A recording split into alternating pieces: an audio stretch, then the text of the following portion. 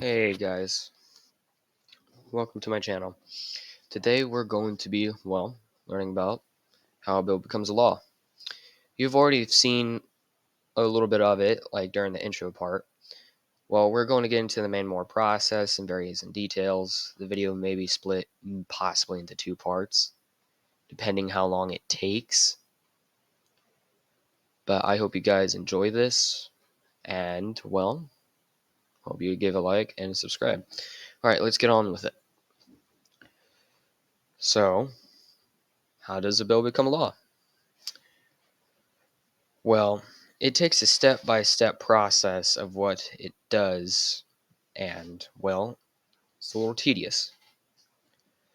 The process of how a law... eh,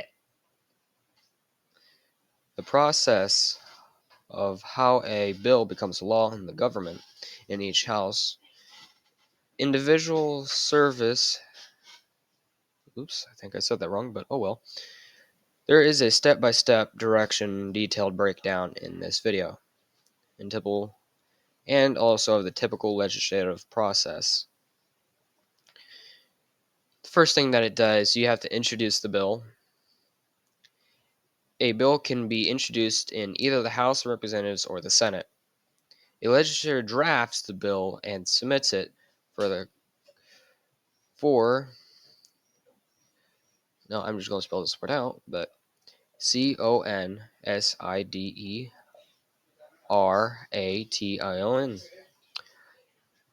And it identifies with the input form relevant stakeholders. It basically is saying it's introducing of what it is and what it's supposed to do for that specific state or multiple states within concerns. It's going to take a good maybe an hour or more, or even a day. But the process of it is uneven at times. But if you look at it more in detail, it explains what process that it takes. There's, I believe, over 100 members in each party, I think. But it depends on what certain standards it does. Alright, then here comes the second part of that. Like, it has to be reviewed. That's the second part. Once it comes to review of the bill, it takes the assigned to it. The bill is basically assigned to a committee that has to go into in the House of Representatives or in the Senate, depending on the subject of the matter. A committee reviews the bills in details, hold hearings for the public input and expertism, or however you pronounce that, and it may propose an amendment, or if a bill successfully passes through the committee, it moves on to the next stage. And it's basically, if you look at it, it goes very detailed through within how it's done. They look at specifics, the needance, basically everything that says what it's going to do. But if they don't like it, they're going to have to take it through reviews and stat. And they get it through, if one committee likes it, they're going to have to send it down to the other house. Meaning, it doesn't matter where it's reviewed at. If it's reviewed in the Senate, it goes right down to the House. Same reverse. If it's reviewed in the House, it goes to the Senate. And if they both agree on to it, it goes within the third. Then there's a debate between votes in the House or the Senate. The bill is present for the debate on the floor of the House or the Senate, depending where it is and where it was instantaneously introduced. Okay, so its electric representatives discuss the bills and expresses their opinions, and the purpose for the amendment, and they offer supports of the opposition. So it's basically mattering certain stuff within it. So if one house doesn't like it, it's going to go through, I think, the same process again. You can correct me if I'm wrong on that. But it also depends on what it says, if the senator or the representative of that specific house likes it or not, And if it upholds through that, then its elected representatives discuss the bill, expresses their opinions. They basically say if they like it or if they disagree with certain stuff that's in it that can be revised for later, or if they will just kill the bill in general. But it mainly introduces it and gives a certain more life to it than it would with the school rule, for an example. School rule has to go through certain degrees, and it's easier to pass than it is, for example, for say a bill like for the civil rights movement and the electrical committees and that has to go through government policies and that. And it has to go through a lot of other stuff to get fully pursued within the government. For an example, if the government wants to pass a law or a bill for that matter into electrical government, it's basically they're wanting to it's basically meaning it's there's a lot of process that it has to go through the order for it to work and get in, and it's a painful process. Sometimes it could take up to a week or a month or even rarely a year, which in my point that is a very long time.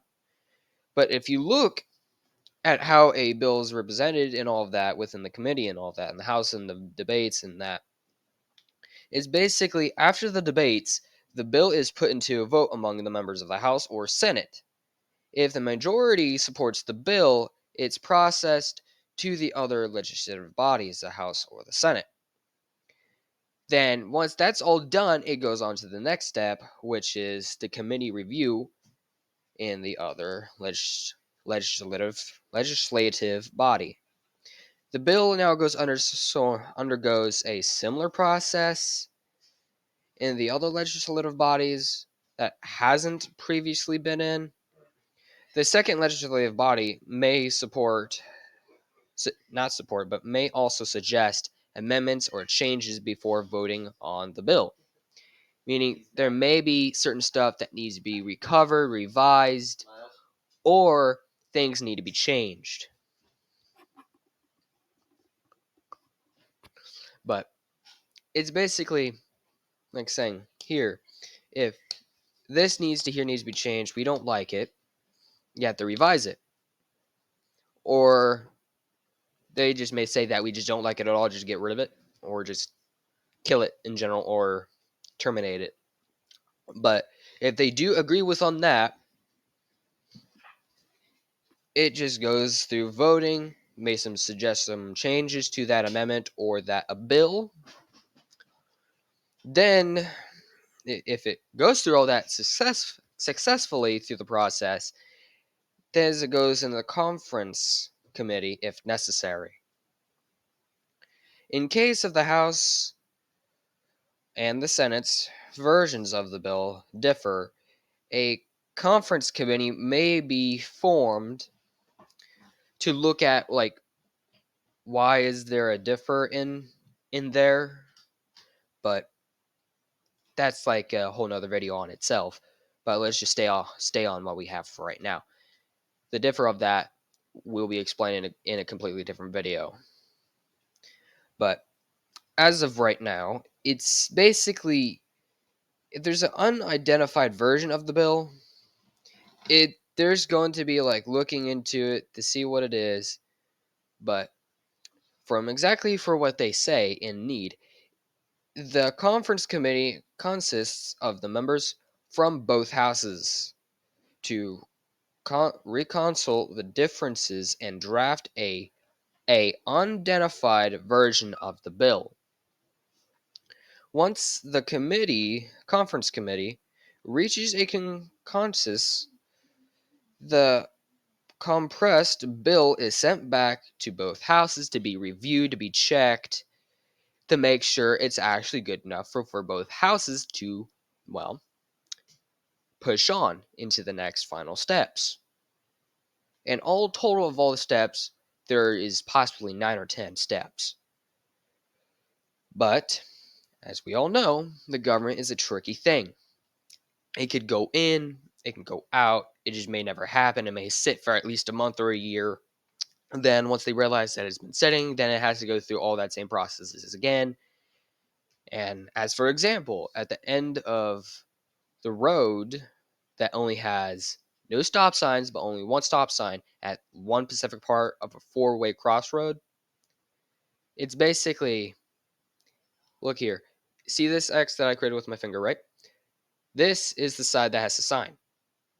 The other sides that doesn't have it, you can, well, send in a request for it. Then it has to go through a certain process, especially if you're wanting to get more stop signs and light signs in Washington, D.C., for an example. That's going to take a good bit. But may say no, it's just a waste of our time. But that is also reasonable because they're dealing with more pressive matters than it is just for a simple stop sign on a four-way crossroad. But that's just more as an example because it's going to take a good while for things to be changed and things for to be added. Just like it took a good hot minute for the civil rights movement to be put into action, especially after Martin Luther King's death. That after that happened, it stuck the civil rights movement in a bigger push. Then eventually years later, the civil rights for black men and women to actually have physical votes within the government. Like Abraham Lincoln wanted, but of course they back then things stayed the same until the civil rights movement of I believe the 70s or 60s. You can correct me if I'm wrong. But also within the bill's necessary format, it's it mainly depends if there is a difference within the draft, then it has to be resent and all of that. So there are simple other ways to describe on how it's going, but there is processes on detail at what it needs to do. There's they look at basically every nick and cranny of the whole entire document and bill before it becomes a law. And if they don't like it, well, it's going to get killed, or if both houses like it and they send it up to the president, he could say, no, I don't want it. And then he will veto it. But there's also a possibility of a chance that the other houses could override that veto. But if I look at the specific steps on steps of how it is done, there is a possibility that could happen. But if we look at the direct things that it does, well, then there is a final vote for both of the houses before and after it's all been checked and revised and redone and relooked through both of the houses. So for the final vote in both the houses, the members of the both houses then vote on the official amendment bill as proposed by the conference committee. Then if the if the majority of the members in both houses approve the final version, the bill proceeds to the executive branch. Then it gets looked at through the executive branches. Then the governor reviews a signature in a sentence. I don't know how to pronounce it, so I'm just going to spell it for you guys. Santa. Capitalize Anita. They're both different. It's my bad that I don't know how to spell things. That's right. We all have mistakes in that. But besides that, it gets looked through by the governor. Then the bill would be sent to the governor's desk for a review. The governor can either sign the bill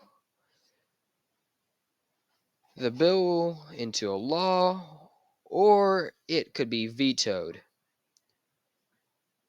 or let it become a law without their signature. If the governor approves the bill, it you guys would know it will become a law and is now an act, which is ACT, act. that kind of act, not the play act that people are playing out a character in a movie or in a set. But besides that, then if necessary, it can be overridden if it gets vetoed if necessary. If the governor vetoes the bill, both houses can veto to override that specific veto from the governor. Then, with 2/3 majority, is basically how it is done.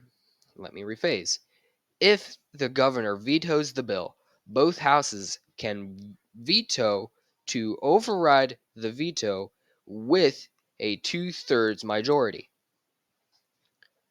If the veto is overridden in both houses, the bill becomes a law, despite the governor's objections. It's basically saying if one side has the 2/3 majority in both houses, then it can be overridden from the governor's veto. Both houses can override the governor's veto to make sure it actually happens. But sometimes when it gets overlooked, and it that does happen, if something gets overlooked, that can happen.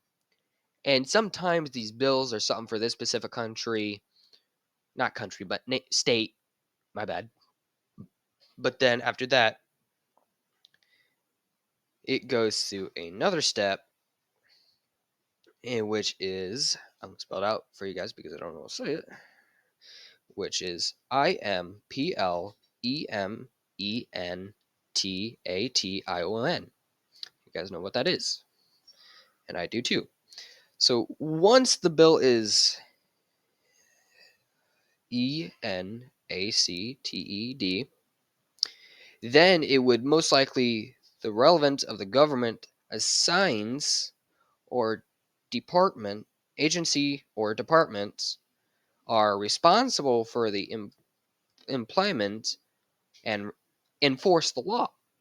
Basically, once it goes through the other steps and has been approved and becomes a law, then the agencies of the government and or departments, they're basically responsible for the employment and reinforcement of the law within civilians and the publicly, possibly the whole country.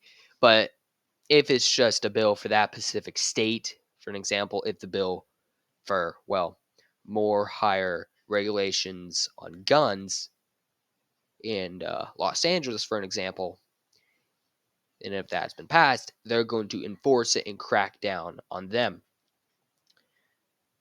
Well, of course, if that happens, there's going to be a lot more crime. But besides that point, it's meant to more specifically keep more people safe for what it is. But back on track here.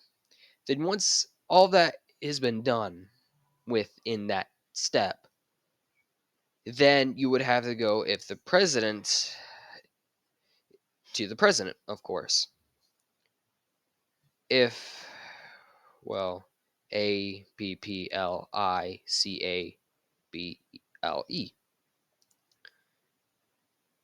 with since SANTAANITA. The words I just spelled are two different words.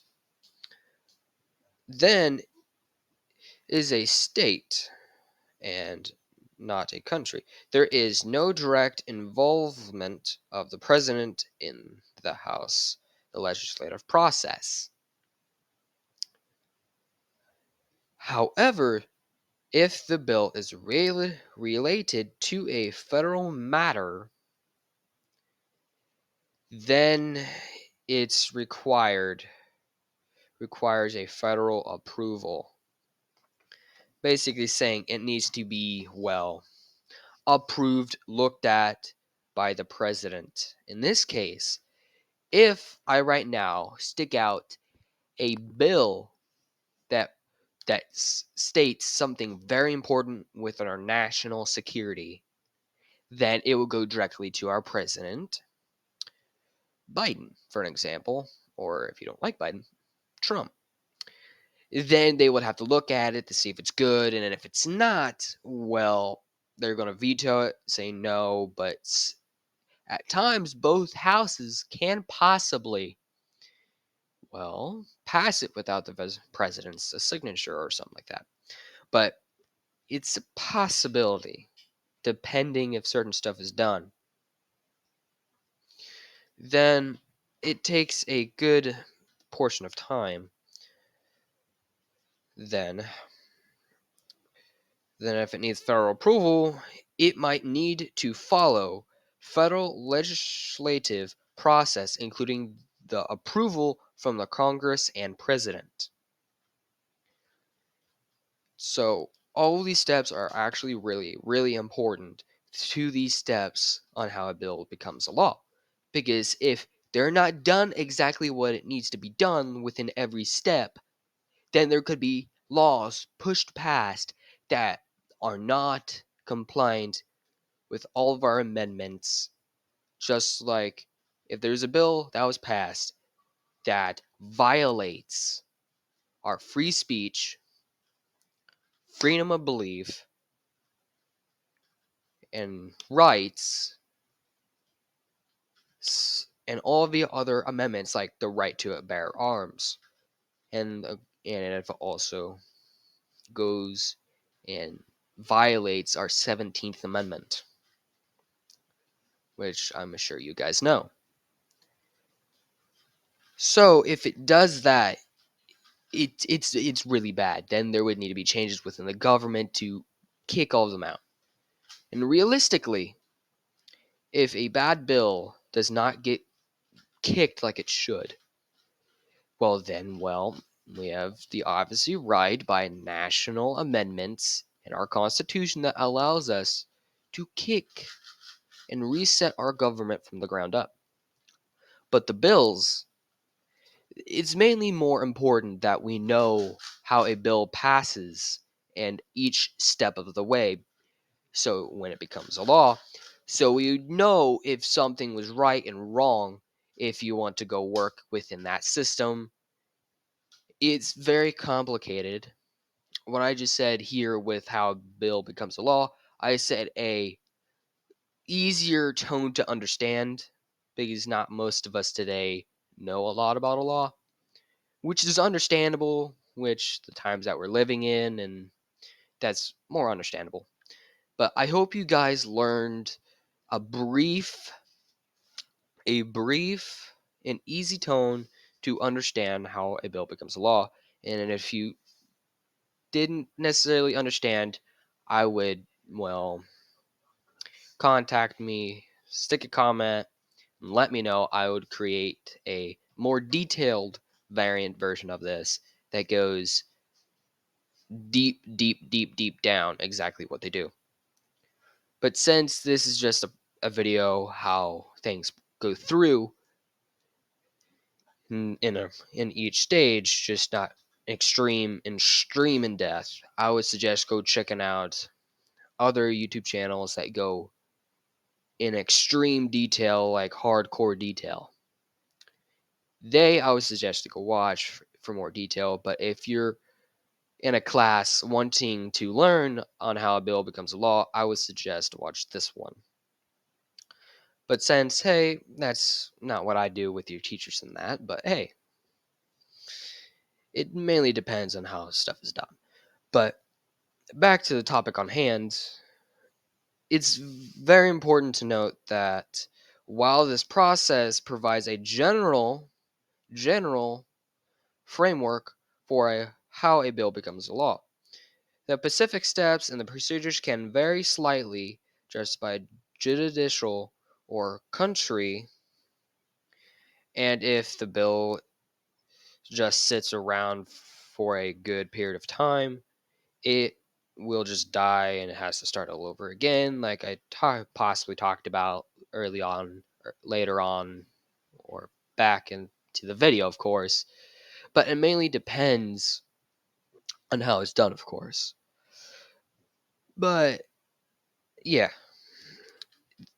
it would have to start over, and the president can also, well, retell it into the other houses and go against. But we also have to note that the law is a difficult thing to manage, and do, but it's also good to know how laws and that stuff are passed so we have a basic understanding of what goes on.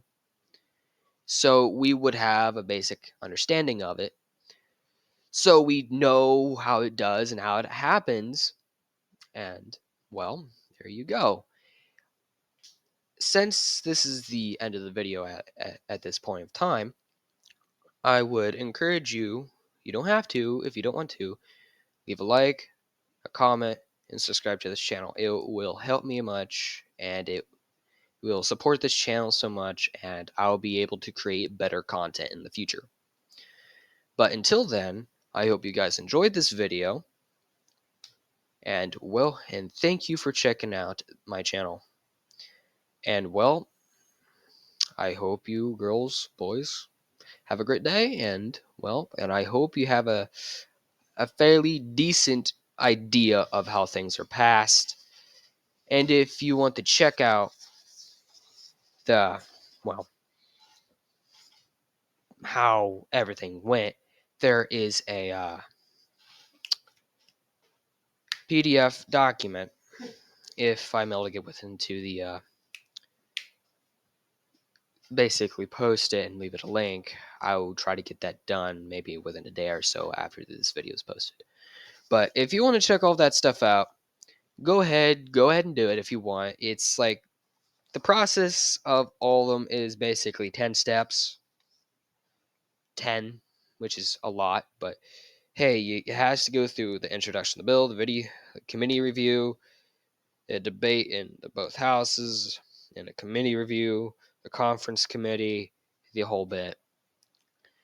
So it's a very complicated thing to go right deep down into it, but yeah, it's a kind of a little difficult to understand at times, but that's just how the government is. Things are complicated. They need to be for things to be considered good. So I hope you guys and girls enjoyed this video and have a great day. I will see you in the next video.